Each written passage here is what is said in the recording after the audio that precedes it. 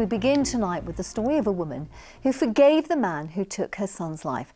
Jacob Dunne was jailed for manslaughter after a drunken brawl in the centre of Nottingham.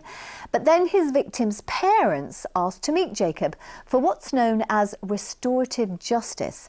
And as our social affairs correspondent Jeremy Ball reports, well, they helped him make a completely fresh start.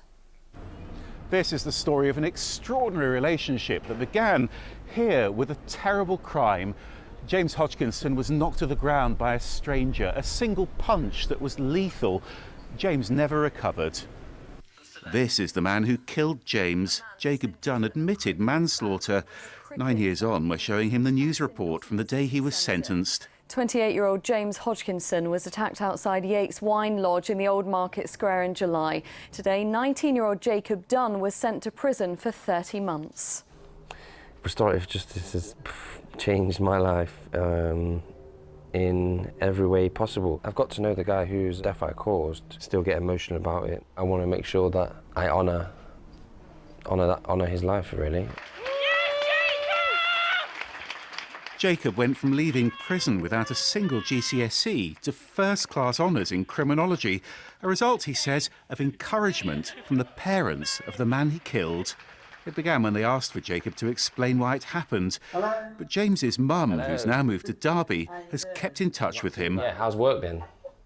Oh, busy. We finally got there in the end. They've been campaigning together from schools to prisons to warn how a single punch can kill. People are going to say stuff. People are horrible, aren't they? Yeah, they are. I wanted to try and see if we could work with helping him get out of the gang.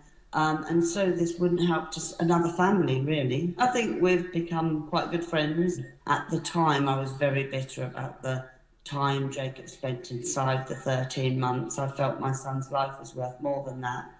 Now, I'm glad he only had that time because we've achieved more ourselves than being longer in prison. How you can change your life. And now Jacob's fronted a podcast about their story. It's called The Punch.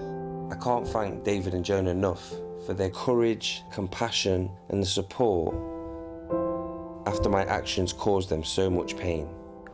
Friends,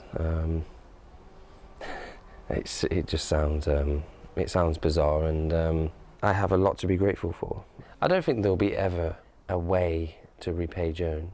I'm very surprised by the dynamics of our relationship and how it's evolved over the years.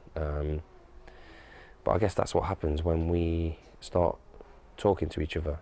Yes, I've forgiven Jacob for doing what he done. I know now that he didn't do it with any intent to my son. My son hadn't done anything. It was just a mistake. And I've taken that on. It took me a long time to come to terms with that. But working with Jacob, I think he's earned the forgiveness. Happy birthday. Jacob now has a son of his own. What's this book about? He says that's helped him understand the loss that Joan endured, and it's made him even more determined to stop others making the same mistake. Jeremy Ball, BBC's Midlands Today, Nottingham.